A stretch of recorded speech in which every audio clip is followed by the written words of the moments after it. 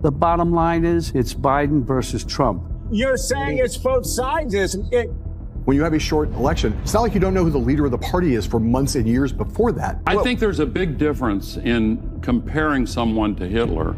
First of all, we had a primary. I don't know, but it doesn't sound Joe and Kamala. Donald Trump has spent a lot of time criticizing you. You told me a couple years ago on air that you were afraid of what Trump could theoretically do. I get asked about it because, our investigation for the last 2 years was the only investigation into what Russia did. Right. Let's not do that, because if we start with that, we have been known in this country. I'm an American. Do you want to be called a Jew American, Mike? No. Al Gore waddled into real time, thinking he was about to deliver another smug TED Talk.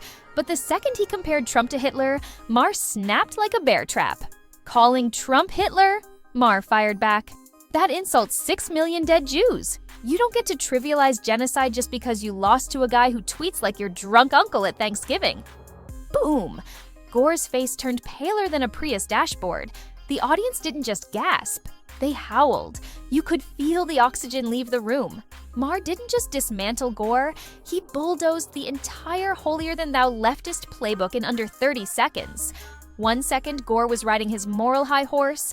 The next, he was face-first in the mud, choking on his own self-righteousness. This wasn't a debate. This was a historical exorcism.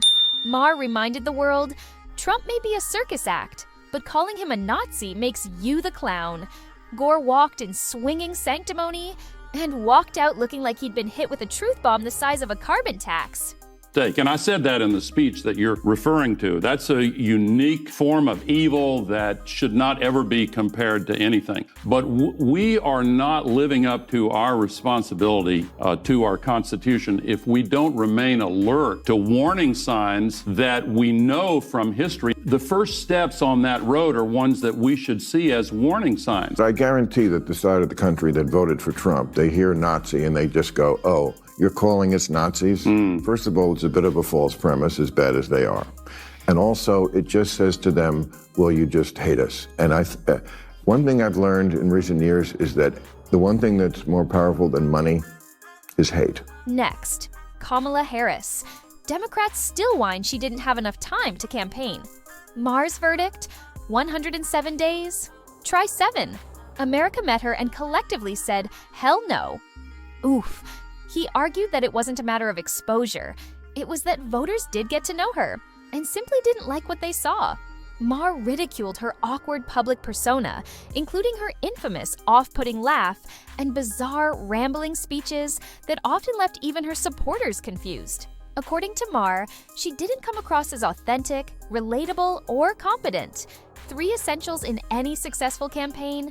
He dismissed claims that sexism or racism doomed her run, asserting instead that Kamala was a political liability who couldn't connect, no matter how much airtime she had.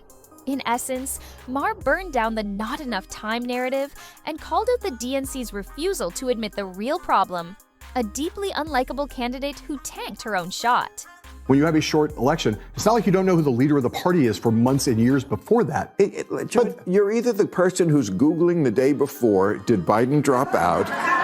Or in a week. Did anyone in this audience not know enough about Kamala Harris pretty much after a week to make a decision? Yeah. Bill Mahr doesn't just roast people, he cremates them. Leftists, media hacks, even his own woke side. No one is safe when this man grabs the mic. And today, we're serving up his 8 most savage takedowns, the ones that left his victims begging for a fire extinguisher. Let's start with MSNBC, the news network where facts go to die and Democratic talking points get worshipped like holy scripture. These aren't journalists. They're activists with makeup teams, reading scripts written by the DNC's most unhinged interns. When Bill Mahr stepped into their den of delusion, he didn't just challenge their bias. He burned their entire operation to the ground with the precision of a flamethrower. Watch what happens when incontestable logic meets unshakable bias. The silence was so loud, you could hear Rachel Maddow's ratings plummeting in real time. These so-called journalists looked like they'd just been slapped with a subpoena. Mahr didn't just win this argument, he exposed their entire business model as fraudulent. Well, there is no doubt. There's no misinformation. There's some disinformation from the left, but comparing it to what Donald Trump spews out every day, every week, comparing it to what Elon Musk is spewing out, unfortunately, on X, there's no... Mr. False Equivalency. Like, no, Joe, come on. I thought you were Joe Scarborough. There's crazy on both sides. Adam Schiff, the walking Wikipedia of debunked conspiracy theories, thought he could waltz onto Maher's stage and recite his tired Trump-Russia fairy tale for the millionth time. But Maher, he wasn't having it. With razor-sharp timing, Maher dropped the curtain on Schiff's performance. I know you're Russia fanfic by heart, Adam. Got anything new? Like, I don't know, a healthcare plan? Oh wait, you don't have one? The audience erupted. Schiff's face froze like he just realized CNN stopped returning his calls. It wasn't just a rebuttal, it was a public unmasking.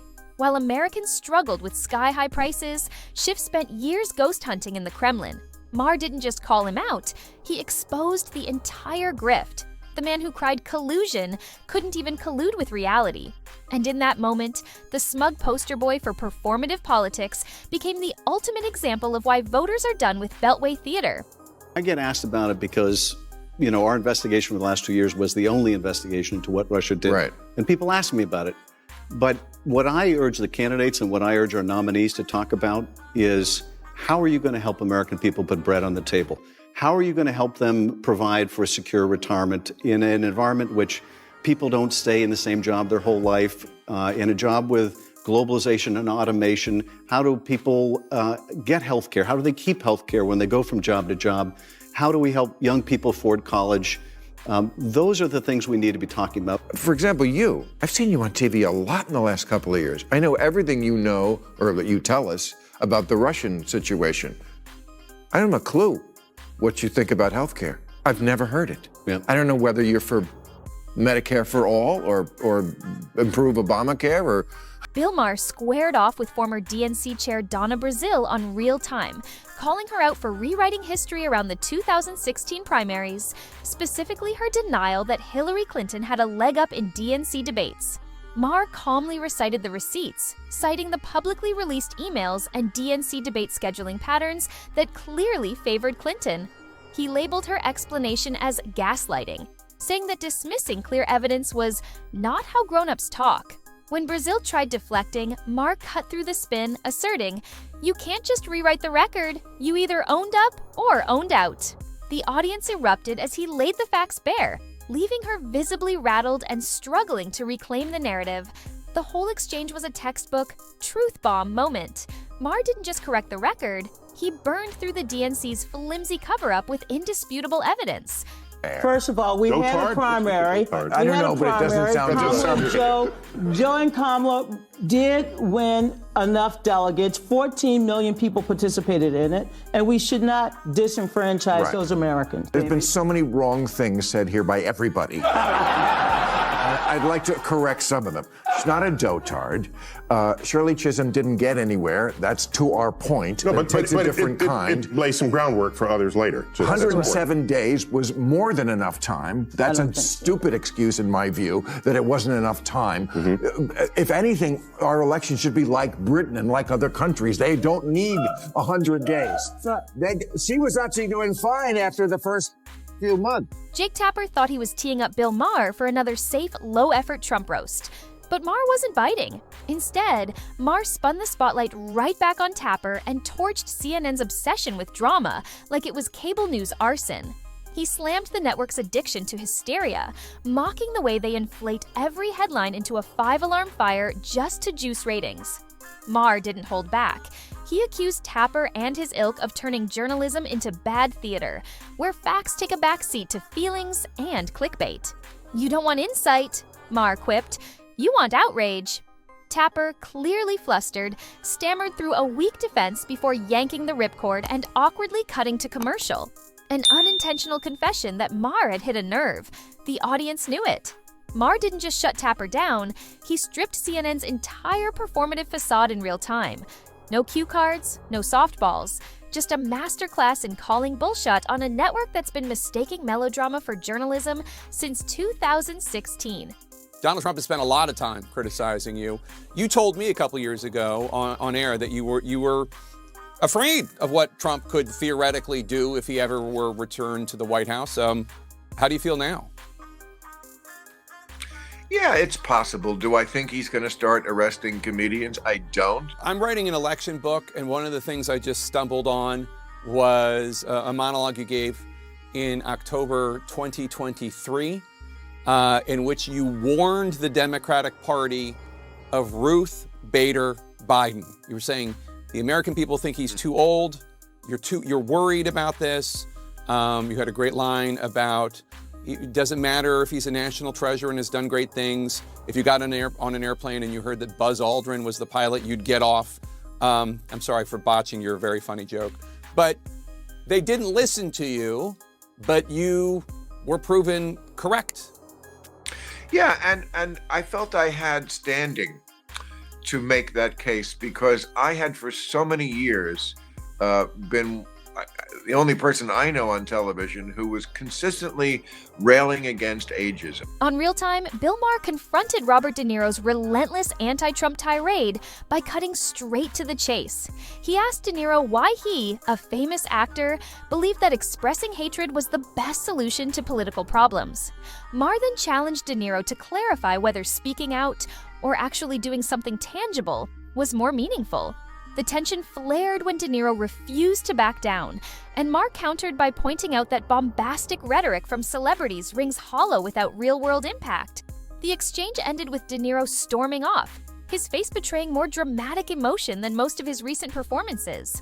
Mahr didn't just roast him, he turned De Niro's Hollywood gravitas into a punchline and forced the Oscar winner into an impromptu lesson on reality versus theatrics. The bottom line is, it's Biden versus Trump. We want to live in a world that we want to live in and enjoy living in, or live in a nightmare. Vote for Trump and you'll get the nightmare. Vote for Biden and we'll be back to normalcy.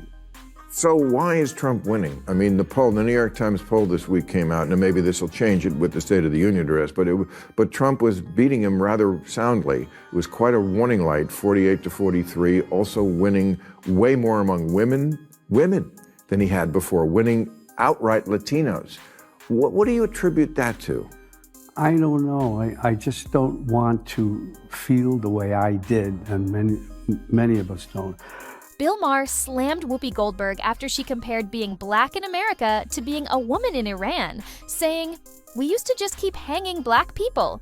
On Real Time, Mahr called the comment absurd and demanded Democrats do something about The View, accusing it of peddling exaggerated, harmful narratives. To drive his point home, he invited Representative Wesley Hunt, a black Republican congressman, to refute Whoopi's claims, with Hunt declaring he's living proof that America isn't the racist hellscape she suggests. Mahr didn't shout. He let logic and lived experience do the talking, delivering a calm but brutal truth bomb that left Whoopi effectively speechless and the audience roaring in approval. Let's not do that, because if we start with that, we have been known in this country to tie gay folks to the car. But we're the Iranian regime. So it is not even the same. I couldn't step during this. Wait. That's not what you mean to say. I can't agree more with him. Yeah, he said that to Mike Wallace. He said, I'm an American. Do you want to be called a Jew American, Mike? No. 8 guests walked into that studio thinking they had the upper hand. 8 left looking like they'd been hit by a philosophical freight train. Mahr didn't just debate, he dismantled. With facts as his ammo and sarcasm as his scalpel, he carved through hypocrisy like it was craft services on a film set. From pompous actors turned political prophets to media hacks choking on their own narratives, nobody was safe. Joy Behar got steamrolled, De Niro got humbled, and Al Gore, he got a history lesson he'll never forget. Mahr turned The View into a courtroom, CNN into a therapy session, and the DNC into an open mic night for failed excuses. These weren't interviews. They were public executions for bad ideas. So if you're tired of the scripted drama and want raw, unscripted reckoning, this is your channel. Hit that like button like Whoopi hits the panic button when facts walk in. Subscribe now before the outrage mob tries to cancel reality again. Because next time Mahr steps up, it won't be a talk show. It'll be a demolition.